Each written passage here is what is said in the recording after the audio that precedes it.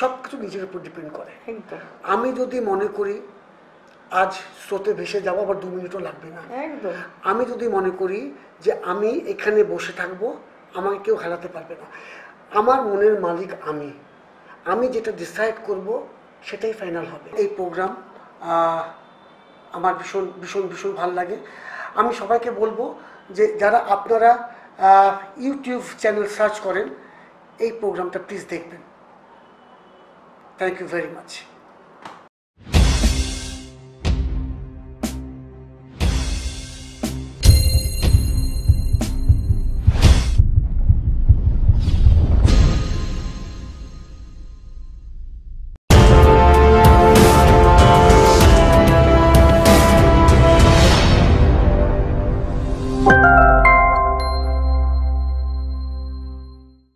Welcome back to our show, A Cup of Cha with Arunima. I mean, yes, Cup of Cha with Arunima.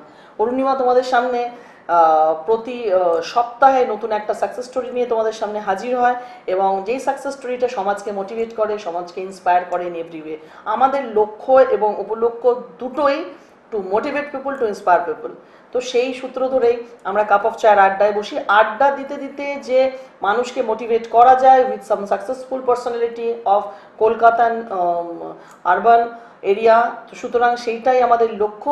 আজকে আমার studio আলো করে যাকে আমি পেয়েছি, এবং সত্যি কথা বলতে কি আমি সকলকে ধন্যবাদ জানাই যারা আমার স্টুডিওতে আসেন এই কাপ অফ চায়ের আড্ডায়, আমি সকলের কাছে কৃতজ্ঞ। আজকে আমার স্টুডিও আলো করে যিনি আছেন তিনি আর কেউ নন, আমাদের ফিল্ম ইন্ডাস্ট্রিতে প্রায় 33 বছর তার কেটে গেছে অ্যাজ এন ডিরেক্টর।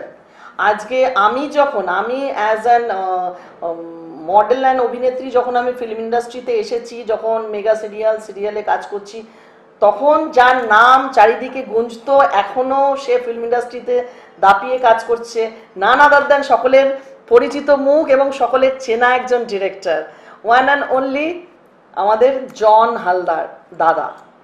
জন অরিজিৎ, তাই তো? সবাই জানে না, কিন্তু আমি একটু ওই জন্য তো জন বলে তারপরে অরিজিৎ বললাম। তো জন দা হিসেবেই পরিচিত, আমাদের সকলের কাছে একজন সিনিয়র মোস্ট ডিরেক্টর আমার কাছে।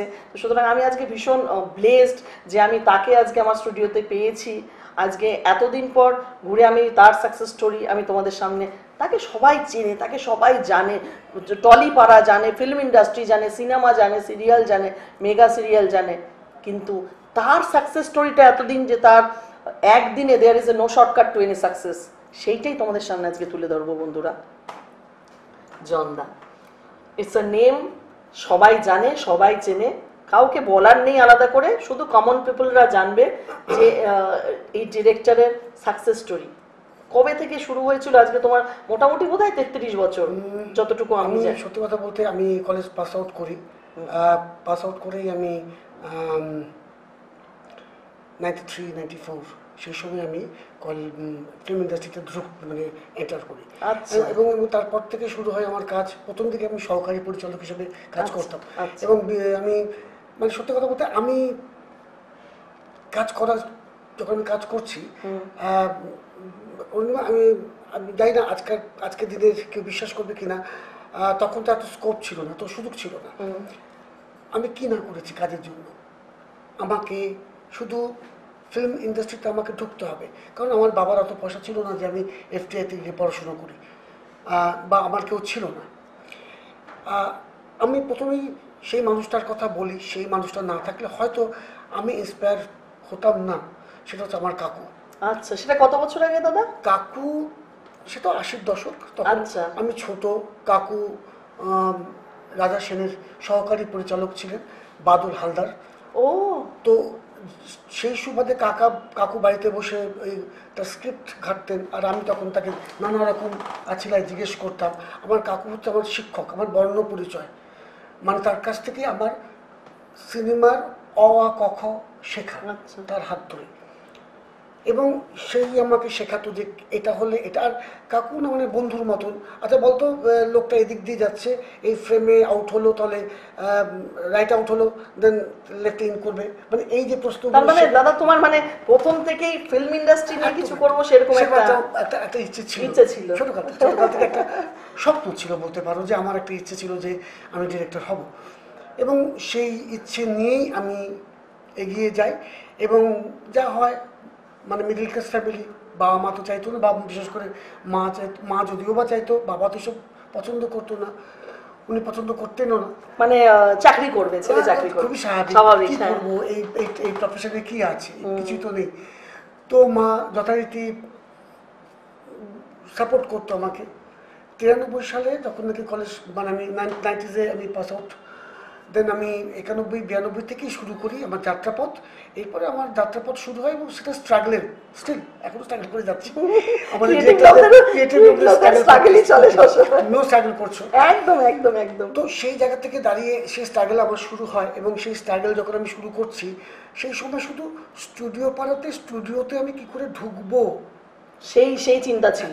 আমাকে তো আটকে দিত গেটের সামনে। ও হ্যাঁ, তখন তো এরকম করা করেছে যে কার কাছে, তখন তো শুধু সিনেমা হতো, তখন সিরিয়ালও শুরু হয়। আচ্ছা, তো কোথায় যাচ্ছেন, কি মানে স্টুডিও পাড়ায় তখন শুধু সিনেমা হয়, কিন্তু সিনেমা হতো। আচ্ছা, আমি সিনেমার জন্যই এই প্রথম দিন তো এক পরিচালকের কাছে গিয়ে, তার বাড়িতে গিয়ে প্রত্যেক দিন ধর্ণা দিয়ে বসে থাকা। তখন এত জেরক্স ছিল না, আমাকে দিয়ে সে তার স্ক্রিপ্ট লেখাতো, মোটা মোটা স্ক্রিপ্ট কার্বন পেপার দিয়ে লিখতাম বসে বসে।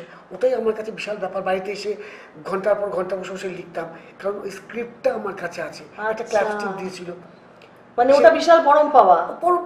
আমি সিনেমার ক্ল্যাপস্টিকটা নিয়ে রাত্রিবেলা প্রায় ঘুমিয়ে থাকতাম। ও মাই গড, দর্শক বন্ধুরা, একজন ডিরেক্টর দেখো আজকে এরকম মানে চেনা পরিচিতি, একজন ভীষণ সাকসেসফুল একজন ডিরেক্টর, তারও একটা টাইমে যে স্বপ্নটা ছিল সে কিন্তু স্বপ্নটা পূর্ণ করতে পেরেছেন, এবং সেই সময় তার ক্লাবস্টিক নিয়ে শুয়ে থাকাটা, এখন আমাকে মানে আমি তো এই যে আমার জনটাকে সবাই জানে, সত্যি সত্যি বলছি, সেই সময়টা যে এই যে স্ট্রাগল পিরিয়ডটাতে চলছে না, তখন তো পকেটে আমার তো কোনো পয়সা রোজগার করার ক্ষমতা নেই, কে দিত? তখন বয়সও ভীষণ কম, অল্প বয়স, তখন 2 টাকা পকেটে থাকতো, কারণ 90 পয়সা যাওয়া আর 90 পয়সা আসা, 1 টাকা 80 পয়সা, আর পকেটে 20 পয়সা ব্যালেন্স, এটাই ছিল আমার। আর আমি একটা টিউশনি করতাম, সেই টিউশনি করে যা পেতাম সেই সামান্য আমার পকেটে থাকতো, বাকিটা বাড়িতে দিতাম, কন্ট্রিবিউট করতাম, মানে দেখো আমি কিছু পেয়েছি, কিছু 10 টাকা কন্ট্রিবিউট করছি। ভোরবেলা বেরিয়ে যাওয়া, সেই ডিরেক্টর আমাকে আমি নাম বলছি না তার, সেই ডিরেক্টর আমাকে পাত্তাও দিত না। তার বাড়িতে প্রত্যেকটা দিন পার্ক সার্কাসে তার বাড়ি, সেখানে গিয়ে দাঁড়িয়ে থাকতাম প্রত্যেকটা দিন। সে আমাকে, এমনও দিন গেছে সে আমাকে, আমি জানতেই পারিনি সে শুটিং চালু হয়ে গেছে, তোমাকে জানায়, আমাকে সে জানায় উনি। আমি স্টুডিও পাড়ায় গেছি, আমার পকেটে পয়সা নেই, তখন গড়িয়াহাটে আমার এক বন্ধুর দাদার দোকান ছিল, ক্যাসেটের দোকান, একদম গড়িয়াহাট মোড়ে, 4 রাস্তার মোড়ে, তখন তো ক্যাসেটের জামানা। আমি তাকে গিয়ে বললাম যে আমাকে কিছু টাকা দেবে, হ্যাঁ 2 টাকা দিলেই আমার হয়ে যাবে। আমি পার্ক সার্কাস থেকে গড়িয়াহাট মোড় থেকে একটা ট্রাম ধরে আমি টালিগঞ্জে গেলাম, ওখান থেকে হেঁটে 81 স্টুডিওতে গেলাম। 81 স্টুডিওতে গিয়ে আমি দাঁড়িয়ে আছি, আমাকে কেউ দরজাই খুলছে না, অনেক কষ্টে বুঝালাম, বুঝিয়ে সুঝিয়ে তারপরে তো তাকে আমি ভিতরে নিলাম। আমি ভিতরে গিয়ে সে প্রথম দৃশ্য দেখলাম, আমার চোখে প্রথম দৃশ্য এখনও মনে আছে। একটা তখন এসব বুঝতাম না, ক্যামেরা টপে রয়েছে, ক্যাটওয়ার্কের উপরে ক্যামেরা, মুনমুন সেন কোনো একটা প্রেমপত্র পেয়েছে হিরোর, ছুটে গিয়ে বিছনায় শুয়ে পড়লো, এরকম একটা দৃশ্য টেক হচ্ছে, প্রথম শুটিং দেখা, প্রথম ফ্লোরে গিয়ে দাঁড়িয়ে দেখা, এবং ডিরেক্টরের পাশে ঘুর করছি, উনি আমাকে কখন বলবেন যে ও তুমি এসছো। কিন্তু আমার দুর্ভাগ্য, উনি এই এতদিন ধরে ওনার বাড়িতে যাচ্ছি, উনি কিন্তু আমাকে পাত্তাই দিলেন না। অবশেষে আমি হাল ছাড়িনি, লাঞ্চের সময় ওনার সামনে দিয়ে ঘুর করছি, লাঞ্চের সময় উনি আমাকে বলেন, এই যে ভাই তুমি এসছো, তোমাকে তো আমি তোমার একটা খুব ভালো খবর দিই, আমার এই ছবিতে তোমার তো কার্ড নেই, তখন এই কার্ডের প্রবলেম ছিল, আচ্ছা কার্ড নেই, কিন্তু আমার যে প্রধান সহকারী পরিচালক, চিফ অ্যাসিস্ট্যান্ট, তো সে ওই গিল্ডেরই সেক্রেটারি হবে, ডিরেক্টর অ্যাসিস্ট্যান্ট ডিরেক্টর গিল্ডসে, সে তোমাকে কাজ জোগাড় করে দেবে। তুমি যেটা একটা কাজ করো, তুমি তোমার একটা ছবি, তখন তার 5 মিনিটের ছবি নেই, একটা ছবি তুলতে গেলে 3-4 দিন ওয়েট করতে হবে, ব্ল্যাক অ্যান্ড হোয়াইটের ছবি। তো আমি তো বলে আনন্দে আত্মার, আমি বাড়িতে আমাকে কার্ড করে দেবে বলেছে, যেটা আমরা এখন গিল্ডের কার্ড বলি। আমি কার্ড পাবো, মানে বাড়িতে ছুটে আসলাম, ছবি তুললাম, ছবি তোলার পরে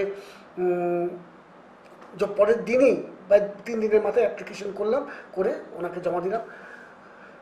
দুঃখের বিষয়, সে কার্ডটা আর কোনোদিনও আমি পাইনি, কার্ডটা পাইনি। তার কারণটা হচ্ছে ওই কার্ডটা একদিন ওই ডিরেক্টরের ঘর বাড়িতে আমি দেখেছিলাম, উনি আর জমা দেন, আমি ওটা পেয়েছিলাম। কি করে পেয়েছিলাম সে গল্প, আর সেটাও ওই যে বলা, there is a no shortcut to any success. শর্টকাটও হয় না, আর খুব ইজি কোনো সাকসেসও পাওয়া যায় না। একজন ডিরেক্টর ছবির ক্যাপ্টেন অফ দ্য শিপ, আমরা জানি যতই আমাদের এখন ফিল্ম ইন্ডাস্ট্রিতে, টেলিভিশন ইন্ডাস্ট্রিতে ডিরেক্টরদের নিজস্ব জায়গা নিয়ে খুব টানাপোড়েন চলে, এবং মানে এটা নিয়ে চলছে। একটা কথাই বলি, যে তোমার এই কথার প্রসঙ্গে বলি, যে দেখো, ডিরেক্টর হলো captain of the ship. Director ছাড়া কোনো কাজ সম্ভব নয়, কারণ যতই শর্টকাট করুক না কেন দাদা, তুমি একটা টেকনিশিয়ান ছাড়া, মানে আমি টেকনিশিয়ান, আমিও একজন ডিরেক্টর, একজন টেকনিশিয়ান। দেখো আমি একটা ছবি করছি, যে ছবিটা আমি করব, এটা তো আমার পার্সপেক্টিভে আমি ছবিটা বানাচ্ছি, আমি ছবিটা দেখছি, আমি তার আমি আমার মধ্যে দিয়ে আমি আমার ছবিটাকে ভিজুয়ালাইজ করছি, দেন ছবিটা আমি দেখছি দর্শক। তুমি বলো তো, একজন ডিরেক্টর ছাড়া একটা ছবি হয়? ডিরেক্টর তো নিজের চোখের মধ্যে তো ছবিটাকে পুরো বানিয়ে রেখেছে অলরেডি, ছাড়া কোনো ছবি হয় না। আর কেউ যদি ভাবে ডিরেক্টরকে বাইপাস করে দিয়ে একটা কোনোভাবে কাউকে অ্যাসিস্ট্যান্ট দিয়ে, যারা বলে যে এই কথা, যে ডিরেক্টর ছাড়া ছবি হয়, ডিরেক্টর কি, ডিরেক্টর অমুক তমুক, আমি বলি যে সে ফিল্ম ইন্ডাস্ট্রির লোক না। যারা এগুলো ভাবে তারা আইডিয়াটা নিয়ে দেখো, কর্পোরেট লাইফ এসে যাওয়াতে কি হয়েছে, শর্টকাটের মধ্যে খুব কম সময়ের মধ্যে বেশি ব্যাংকিং করা, এটা একটা ধারাবাহিক, একটা আলাদা জিনিস, ওগুলো অন্য জিনিস। তুমি আজকে টেলিভিশন ইন্ডাস্ট্রিতে কি হচ্ছে, এখনকার যে টেলিভিশন ইন্ডাস্ট্রিতে একটা সময় ছিল, যখন যে কথা তুমি বলছো, আমি যখন ফিল্ম ইন্ডাস্ট্রিতে, মানে আজ থেকে তাও 20 ইয়ার্স, মানে 20 বছর হয়ে গেছে। এই যে দেখো, আমি তোমাকে বলছি, তখন কিন্তু জন হালদার মানে একটা নেম, মানে তখনও নেম, এখনো নেম, মানে চারিদিকে সেই জনদার। আজকে আমি সাকসেস স্টোরি নিয়ে বসেছি, আমি সত্যি কথা, এটা আমার নস্টালজিয়া। আমি তোমাকে বলি, 2002 থেকে যে তুমি যে পিরিয়ডটার কথা বলছো, তুমি খুব লাকি, বা আমি খুব লাকি, যে 2002, 3, 4, 5, 6, 7, 8 পর্যন্ত একটা সুন্দর সময় ছিল, 8, 9 এই সময় ছিল। তার কারণ তখন তো সিরিয়াল আমরা যারা বানাতাম, তখন না কি হতো, ডিরেক্টরের সে সম্মান দিত সিরিয়ালের ক্ষেত্রে, একদম একদম। আজকের দিনে ডিরেক্টরকে না সে সম্মানটুকু দেওয়া হচ্ছে না। ইটস ভেরি পেইনফুল থিং, এটা প্যাথেটিক, সো প্যাথেটিক, যে ডিরেক্টরকে ডিরেক্টরের সেই প্রাপ্য সম্মান পায় না। তার কারণটা হচ্ছে, কিছু মানুষের মনে হয়েছে যে ডিরেক্টর ছাড়াও বোধহয় কাজটা বোধহয় খুব ইজি। হ্যাঁ, একটা মাস্টার শট আর 4টে ক্লোজ শট নিলে বোধহয় একটা সিন। এই জিনিসটা যে মানুষের মধ্যে চলে এসছে না জনদা, আজকে দেখো, আমি যখন মানে শুরু করেছিলাম আমার অ্যাজ অ্যান অভিনেত্রী, টুকটাক অল্প বিস্তরই কাজ করতাম। আজকে ধরো আমি প্রোডাকশন করেছি, কিন্তু তখন তো তা নয়। তখন যিশু দাশগুপ্ত আমার মেশো যিনি ছিলেন, ওনাকেও দেখেছি কিরকম জিরো থেকে হিরো হওয়া। তোমার আমি যখন আকাশের ইয়েতে স্টুডিওতে গিয়ে ঢুকতাম, সবার মুখেই তোমার নাম, সবার মুখেই ডিরেক্টর জন হালদারের নাম। তো সুতরাং ডিরেক্টর ছাড়া যে একটা ছবি বা একটা ছায়াছবি হোক বা টেলিভিশন হোক, কোনো কিছু সম্ভব না, এটা মানুষ যদি না মানে, সেটা তাদের অক্ষমতা। দেখো, এটা এখন ট্রেন্ড, এটাই নাকি এখন ট্রেন্ড, এটাই নাকি এইভাবে হয়। এখন তো অনেক, আমরা যখন আগে কাজ করছি, তখন সিরিয়ালের ক্ষেত্রে বলছি, যে আমি দেখেছি যে তখন তো এত কি বলবো, এত টেকনিশিয়ানস ছিল না। এখন তো একটা সিরিয়ালের পিছনে প্রচুর টেকনিশিয়ান। গিল্ড তো একটা ফ্যাক্টর, ছেড়ে দাও, গিল্ড আগেও ছিল, গিল্ড এখনো আছে, সেটা নয়, কিন্তু আগে গিল্ড অত সক্রিয় ছিল না, এখন গিল্ড অনেকটাই সক্রিয়। এবং এই সক্রিয়তা কোথাও গিয়ে নষ্ট করে দিয়েছে এই পরিবেশ, আমার মনে হয়। আমার বলতে কোনো দ্বিধা নেই, গিল্ডের অতি সক্রিয়তা নষ্ট করে দিয়েছে বর্তমান পরিবেশকে। আর তার কারণ হচ্ছে এই সক্রিয়তা পলিটিক্যালি, পলিটিক্সটা চলে এসেছে সিনেমার মধ্যে, পলিটিক্স ঢোকানোটা। আর পলিটিক্স কোথাও গিয়ে না মিলে মিশে গেছে। একজন নেতা তার জায়গা হচ্ছে তার ওই প্ল্যাটফর্ম। একদম। আমি কিন্তু সে বক্তৃতা দেবে, থাকবে। আমাকে যদি কেউ বলে তুই অমুক পার্টির হয়ে কিছু বক্তব্য রাখতে পারবি, আমি পারবো না রাখতে। একদমই তাই, কারণ ওটা আমার জায়গা না, সবটা পারে না। একদমই। আজকে তোমাকে যদি আমি বলি তুমি আজকে গিয়ে ওখানে যাও, তোমাকে ওই ওই পার্টির একটা অমুক পদ দেওয়া হলো, তুমি পারবে না সেটাকে। আমি মনে করি আমাদের এই বর্তমান এই যে সিচুয়েশনের পিছনে দায়ী হচ্ছে সম্পূর্ণভাবে আমাদের গিল্ড। একদম, সেটাকে এন্টারটেনমেন্ট করছে বলে। আর সবচেয়ে বড় কথা দেখো, একজন নেতা কিন্তু অভিনেতা হতে পারছে না, কিন্তু একজন অভিনেতা নেতা হয়ে যাচ্ছে। এই যে জিনিসটা, মানে অনেস্টলি স্পিকিং বন্ধুরা, বলতে কোনো দ্বিধা নেই। কেন সবাই সব কাজটা সঠিকভাবে করতে পারে না। ডিরেক্টর তার জায়গা, direction, say captain of the ship. একটা জাহাজ চলবে, তাকে ডিরেক্টর বলে তোমাকে মানতেই হবে। সে আজকে কে কি ভাবছে দেখো, উই ড্যাম কেয়ার।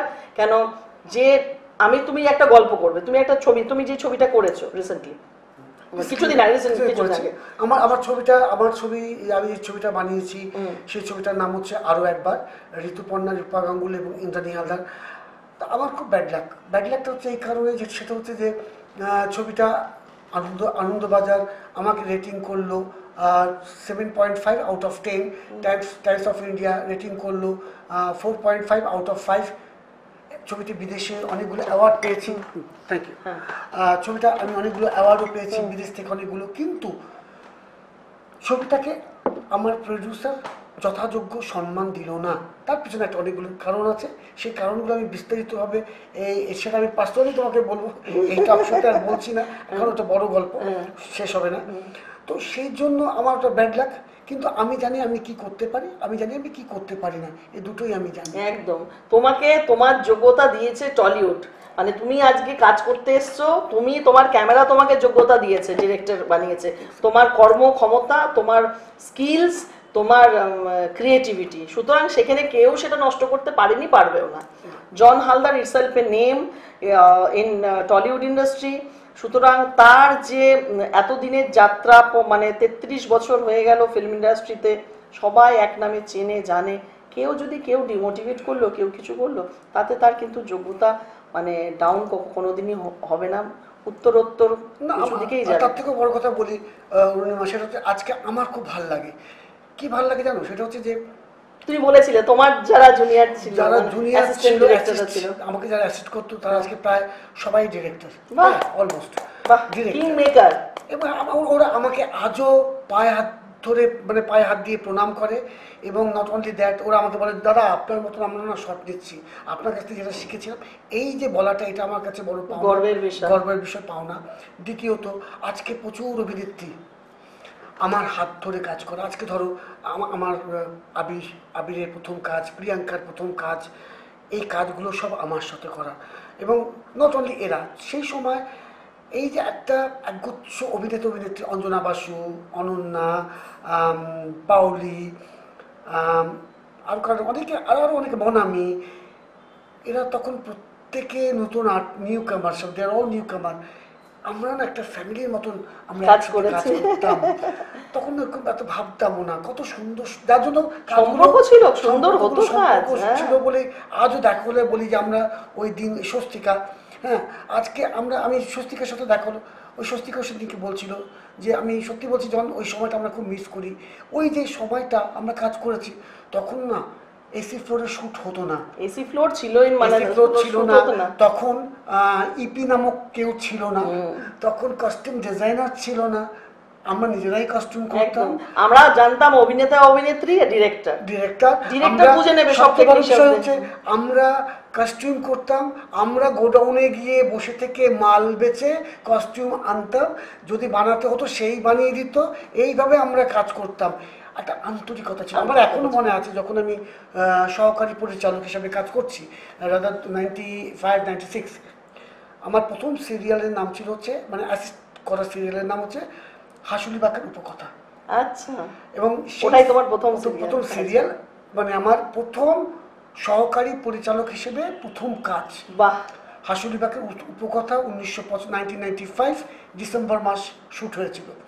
প্রতিটি লাইন মনে আছে। লাবণী সরকার, দোলন দে, এই দোলন দোলন দোলন দোলন তখন নিউ কামার, এই দোলন লাবণী দি অল্প বয়স তখন লাবণী দি, আমরা তখন কাজ করছি, আমরা শুটিংটা করছিলাম বোলপুরে, রাইট। তো সেই সময় আমার না ওই ইউনিটটা খুব ভালো, মানে ওই ইউনিটটাতে ছিল তোমার ক্যামেরাম্যান ছিল সৌমেন্দু রায়, দেবী হালদার ছিল মেকআপ ম্যান, হ্যাঁ দেবী, মানে আমরা মিস করি মানে এগুলো, এবং আমার তোমার আর্ট ডিপার্টমেন্ট যে ছিলেন তিনিও ছিলেন যে বড় আর্ট ডিরেক্টর, নামটা ঠিক এই মুহূর্তে ভুলে গেছি।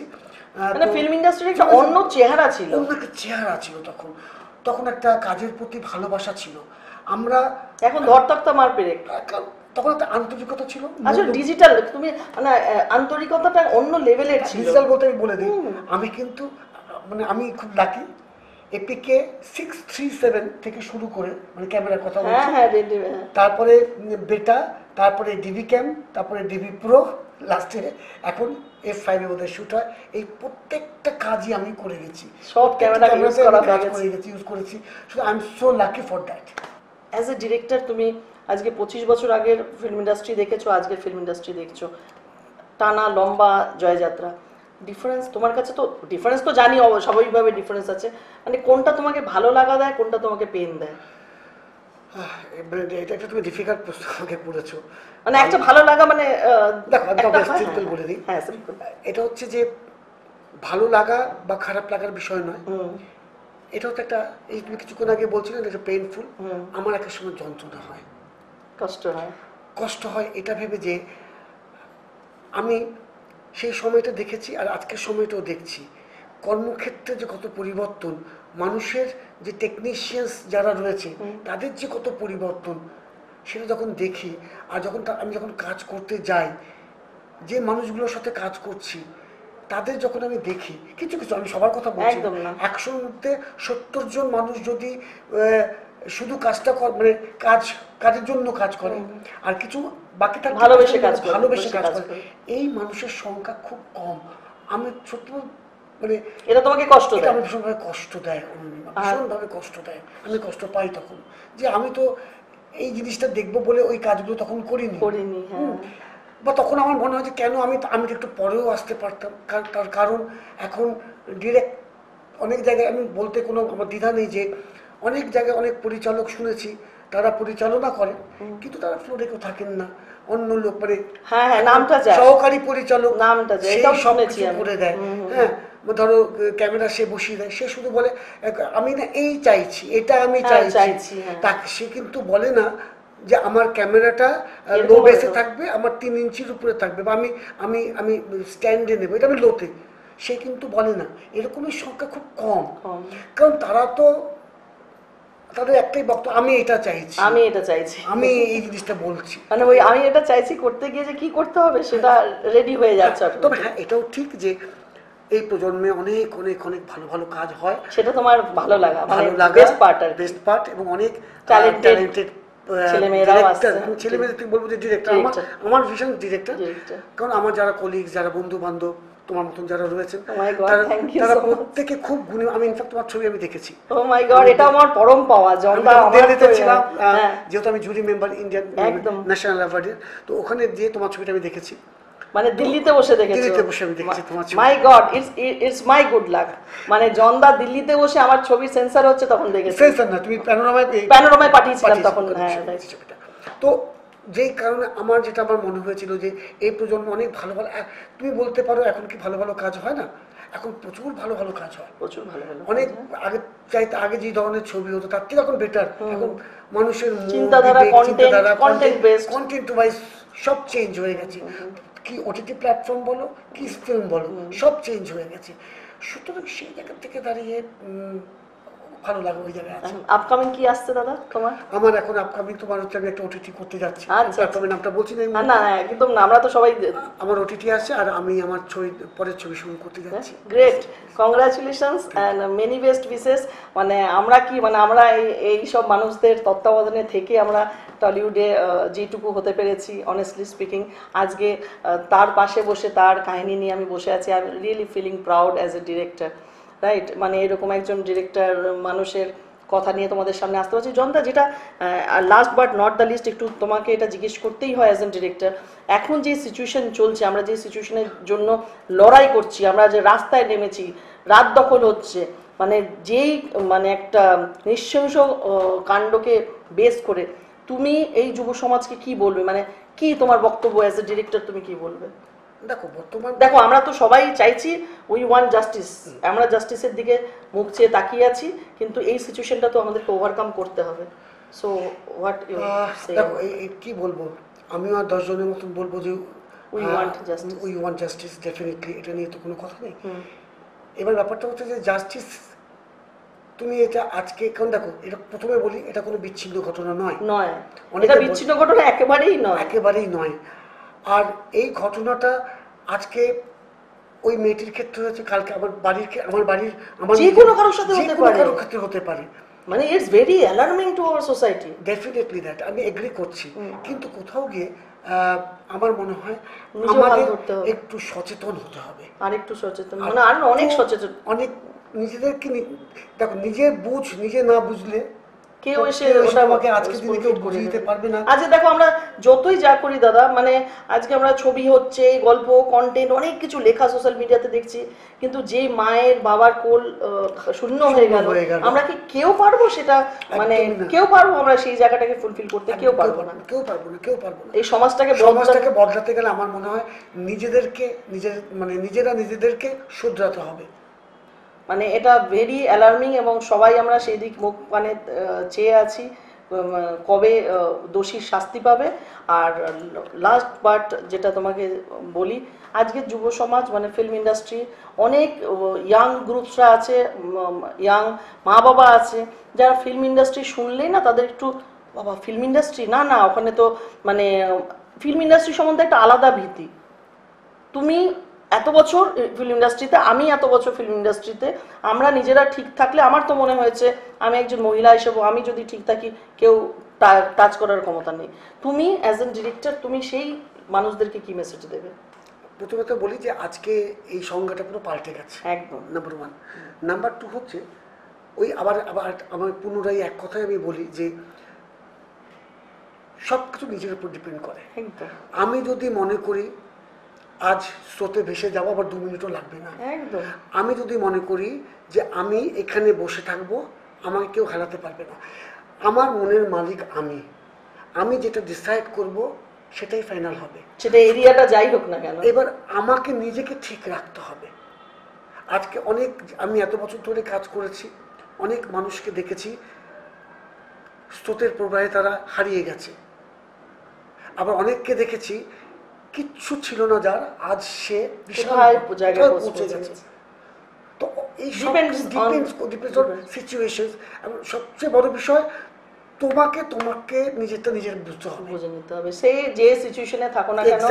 আজকে আমরা ফিল্ম ইন্ডাস্ট্রির এত বছরের একজন ডিরেক্টরের কাছে সেই মেসেজটাই পাচ্ছি, তোমাকে তোমার মতো থাকতে হবে, তোমাকে ভালো মন্দটা নিজে বুঝে নিতে হবে, সেটা যেই ইন্ডাস্ট্রি হোক না কেন, তাই তো?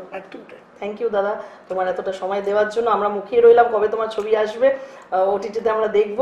আর তোমার সাহায্য আমার তো দরকার, তোমার গাইডেন্সও দরকার। Always welcome. যদি আমার যখনই তোমার কোনো প্রয়োজন হয়, then give me a call. যদি আমি ফ্রি থাকি বলবো অনিমা আমি একটু বিজি আছি, আর যদি ফ্রি থাকি ডেফিনেটলি আমি তোমার কাছে পৌঁছে যাবো। Thank you so much, thank you, it's my blessings. বন্ধুরা, আমরা অনুষ্ঠান শেষ করছি। আজকে জন হালদার মানে অরিজিৎ হালদারের সাকসেস স্টোরি শুনে নিলাম, এত লম্বা কাহিনী।